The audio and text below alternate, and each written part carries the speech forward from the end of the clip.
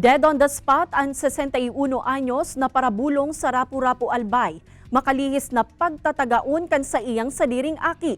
Sa inisyal na investigasyon kan Rapu-Rapu Municipal Police Station, pigahanap kan biktima an sa iyang librong Latin na pigagamit sa pagbulong. Asin ang pigdududahan kay ni na nakiaram sa iyang gamit, iyuan sa iyang sadiring aki.